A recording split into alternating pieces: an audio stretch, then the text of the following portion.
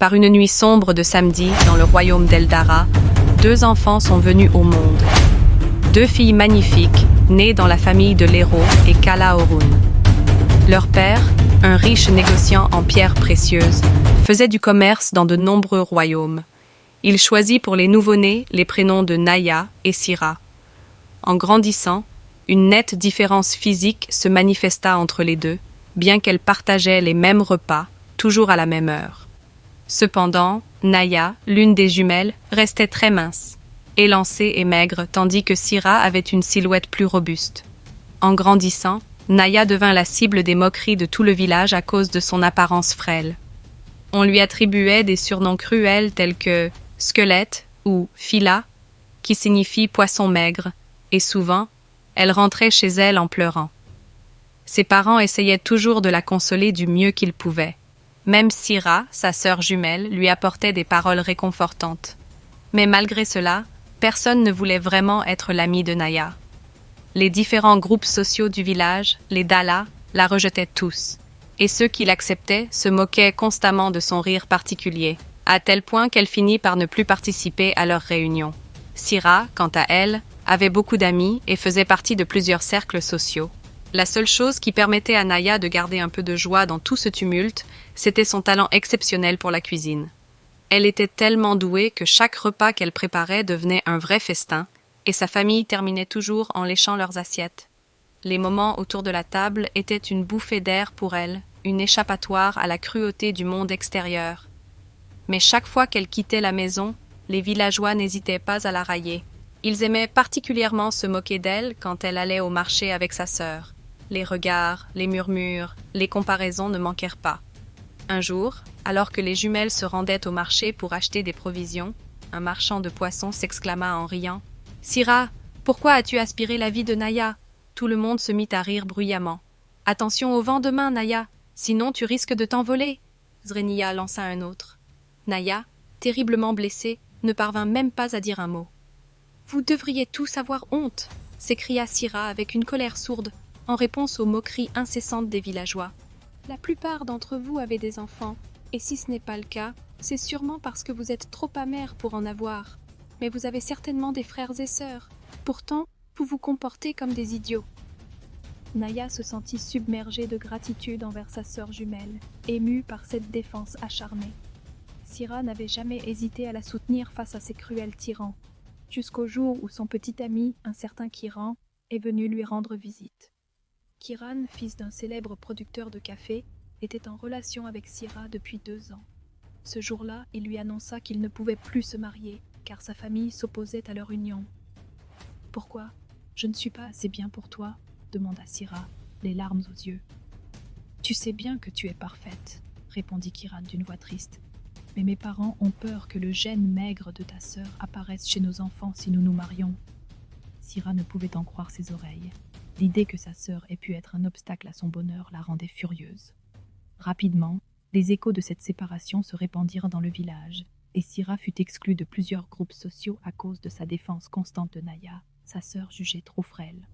Le ressentiment grandissait en elle. Elle finit par accuser Naya de tous ses malheurs, décidée à la rendre responsable de son chagrin. Un jour, Naya prépara comme d'habitude un délicieux repas pour la famille, mais Sira, folle de rage, entra en douce dans la cuisine et versa du sable dans la marmite. Lorsque Naya découvrit cela, elle était désemparée. « Pourquoi as-tu fait ça ?» cria-t-elle. « Ferme-la, sorcière maigre !» répliqua Sira avec mépris. La semaine suivante, alors que Naya avait laissé un seau d'eau dans la salle de bain avant de se préparer pour son bain, Sira y versa un produit irritant. Sans se douter de quoi que ce soit, Naya revint se laver, et peu après, son corps tout entier commença à la démanger violemment. Elle se grattait frénétiquement, poussant des cris de douleur. Ses parents durent lui frotter le corps avec de l'huile de palme pour apaiser ses démangeaisons. Pendant ce temps, Sira riait dans son coin, et Naya comprit que sa propre sœur était derrière cette cruauté. Au lieu de défendre Naya, comme autrefois, Sira s'était transformée en bourreau. Chaque fois qu'elles allaient au marché, Sira profitait de l'occasion pour humilier publiquement sa sœur, criant des insultes comme « squelette maigre » devant les villageois. La douleur de Naya était immense, et elle pleurait jour et nuit. Leurs parents, désespérés, grondèrent Sira, tentant de la raisonner. C'est ta sœur jumelle. Je ne t'ai pas élevée pour agir ainsi, répétait souvent leur mère. Mais rien n'y faisait. Syrah ne ressentait aucun remords et continuait de mépriser Naya. C'est elle qui a ruiné ma vie. Kiran m'a quittée à cause de ce sac d'os, hurla-t-elle un jour, dévorée par la colère. En entendant cela, leur père, fou de rage, gifla Syrah si fort que le son résonna dans toute la maison. Chaque jour était un nouvel enfer pour Naya, victime des moqueries incessantes de sa sœur Syrah et des villageois. Cependant, un événement majeur se profilait à l'horizon. Le royaume de Véridia et ses deux voisins, Selan et Borak, se préparaient pour le concours de la Belle Épouse, un événement qui n'avait lieu qu'une fois tous les 10 ans. Pour cette compétition, chaque royaume devait désigner 3 jeunes femmes parmi les plus talentueuses, compétitives et belles pour les représenter. Les villageois de Véridia commencèrent à évoquer les noms de celles qu'ils souhaitèrent voir représenter leur royaume. À la surprise de beaucoup, certains lancèrent même en riant le nom de Naya. « Nous allons proposer une squelettique pour représenter l'humanité », plaisanta l'un d'eux, déclenchant une nouvelle vague de rires moqueurs. Cette année, le concours se tiendrait dans un autre royaume, car Véridia avait accueilli la dernière édition. Un après-midi, alors que Naya allait chercher de l'eau au ruisseau, elle croisa un homme nommé Taro. Taro était l'un des organisateurs du concours de la Belle Épouse dans le royaume qui accueillait cette année.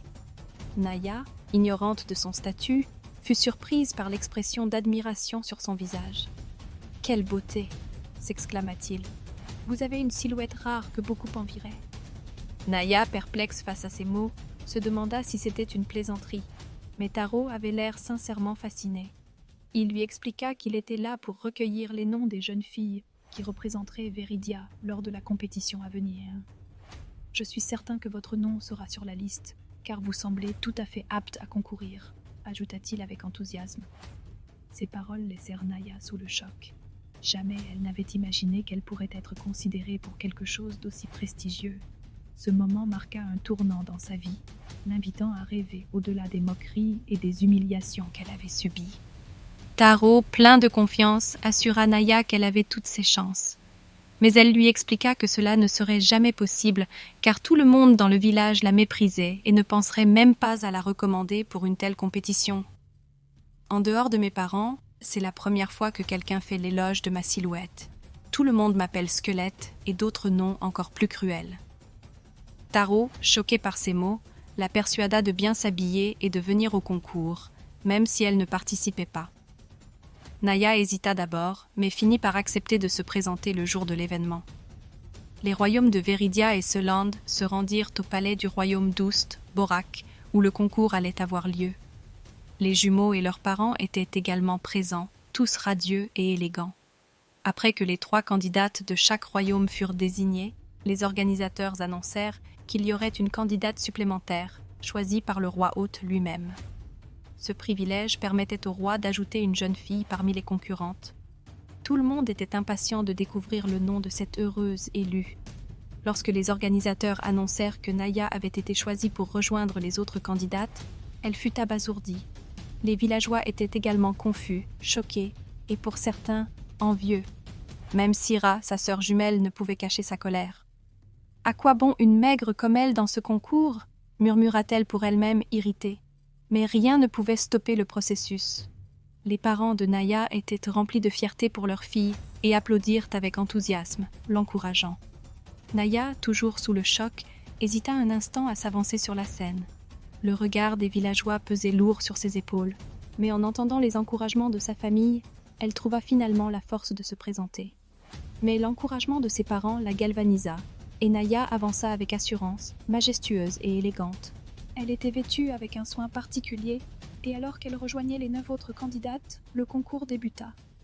La première épreuve était un concours de cuisine, où chacune des jeunes filles devait préparer un plat traditionnel. Naya, déjà experte en la matière, s'y lança avec enthousiasme.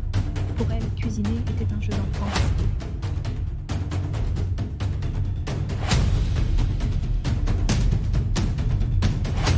Les juges goûtèrent les plats des 10 candidates et, à la surprise générale, Naya fut annoncée parmi les 5 gagnantes qui passeraient à l'étape suivante.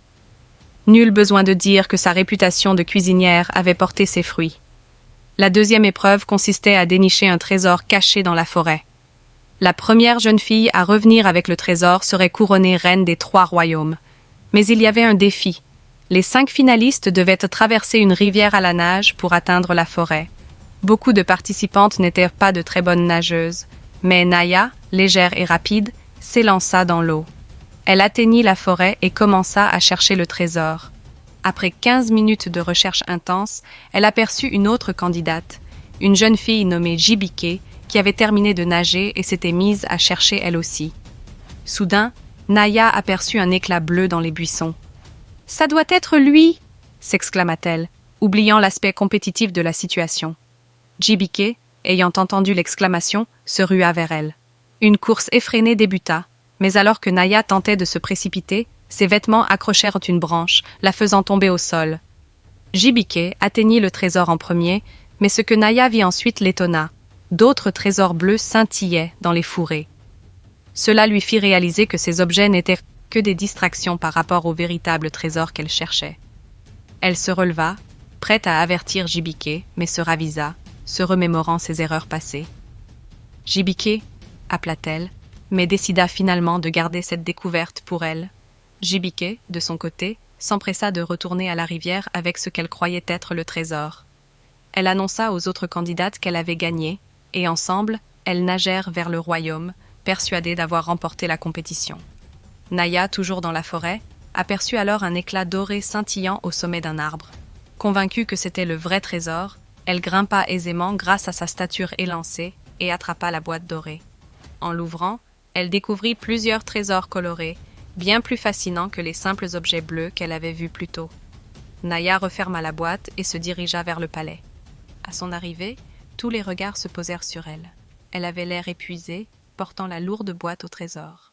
Elle rejoignit rapidement les autres candidates, dont Jibike, qui la fixait avec une jalousie manifeste. Les organisateurs révélèrent le dessin du trésor que les jeunes filles étaient censées rapporter, à la grande surprise des villageois de Veridia. Naya avait en effet ramené le trésor exact. Elle fut couronnée, célébrée et proclamée reine des 3 royaumes. En plus de cela, elle reçut de nombreux présents. De l'or, des vêtements somptueux et une maison de son choix.